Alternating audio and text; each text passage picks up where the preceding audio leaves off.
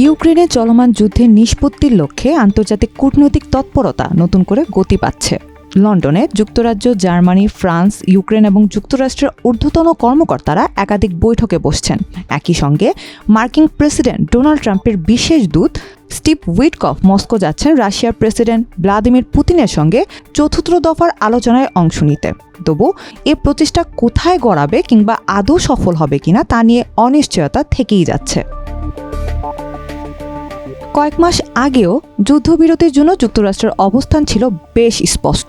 বিবিসির এক প্রতিবেদনে বলা হয়, মার্কিন পরিকল্পনায় প্রথমে ৩০ দিনের নিঃশর্ত যুদ্ধবিরতি, তারপর একটি দীর্ঘমেয়াদী শান্তি আলোচনা অনুষ্ঠিত হওয়ার কথা ছিল।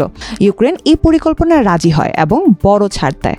তারা যুদ্ধবিরতির আগে আর ন্যাটো নিরাপত্তার গ্যারান্টি দাবি করবে না, কিন্তু রাশিয়া আলোচনায় বসতে অস্বীকৃতি জানায়।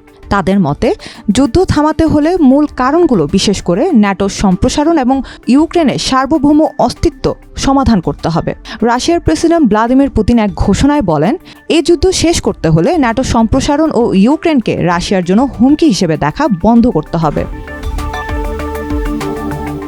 হোয়াইট হাউস এখন রাশিয়ার এই দাবিকে অগ্রাহ্য করছে না, বরং তারা এমন একটি শান্তি চুক্তির কাঠামো নিয়ে ভাবছে যেখানে রাশিয়া পূর্ব ইউক্রেনের 4টি অঞ্চল লুহান্স্ক, দোনেস্ক, জাপোরিজিয়া ও খেরসনের বাকি অংশ দখলের চেষ্টা ত্যাগ করবে। বিনিময়ে যুক্তরাষ্ট্র ওই অঞ্চলগুলোর যতটুকু রাশিয়া ইতোমধ্যে দখলে নিয়েছে সেগুলোকে কার্যত রাশিয়ার অধীনে মেনে নিবে এবং 2014 সালে দখল করা ক্রিমিয়াকে রাশিয়ার অংশ হিসেবে স্বীকৃতি দিবে। একই সঙ্গে ইউক্রেনকে ন্যাটো যোগ না দিতে বলা হবে, যদিও ইউরোপীয় ইউনিয়নে যোগদানের পথ বন্ধ হবে না। এই চুক্তির অংশ হিসেবে বিতর্কিত জাপোরিজিয়া পারমাণবিক বিদ্যুৎ কেন্দ্রের নিয়ন্ত্রণ যুক্তরাষ্ট্র নিতে পারে এবং তার ইউক্রেনীয় ভূখণ্ডের 2 অংশে বিদ্যুৎ সরবরাহে ব্যবহার হতে পারে।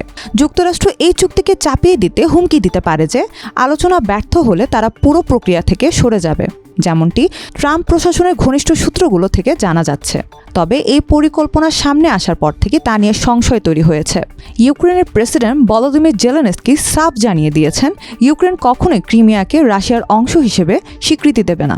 এটা শুধু আমার সিদ্ধান্ত না, আমাদের জনগণের। এর জন্য গণভোট প্রয়োজন। ইউরোপীয় নেতারাও বলছেন, ক্রিমিয়া দখল আন্তর্জাতিক আইনের সুস্পষ্ট লঙ্ঘন এবং এটি মানা হলে যুদ্ধোত্তর বিশ্ব ব্যবস্থা ভেঙে পড়বে। যুক্তরাষ্ট্রেও রয়েছে আইনি বাধা। আইন বিশেষজ্ঞরা বলছেন, মার্কিন কংগ্রেসের কিছু আইন আছে যা রাশিয়ার হাতে ক্রিমিয়ার স্বীকৃতি দিতে গেলে বড় বাধা হয়ে দাঁড়াবে। তবু পশ্চিমা কূটনীতিকরা এখনই আশা ছাড়ছেন না। তবে চুক্তির খসড়ায় অনেক অস্পষ্টতা রয়ে গেছে।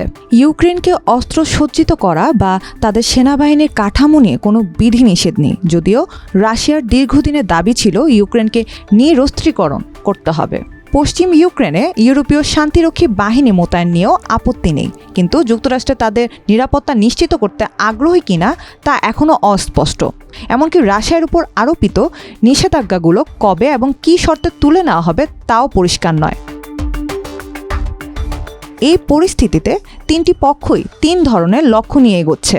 ইউক্রেন এখনই যুদ্ধবিরতি চায়, যুক্তরাষ্ট্র দ্রুত একটি রাজনৈতিক সমাধান চাইছে, আর রাশিয়া চায় এমন একটি চুক্তি যা বিস্তারিত, স্থায়ী এবং তাদের নিরাপত্তা দাবি পূরণ করবে। আর সেখানেই তৈরি হয়েছে দীর্ঘ শত্রুতা।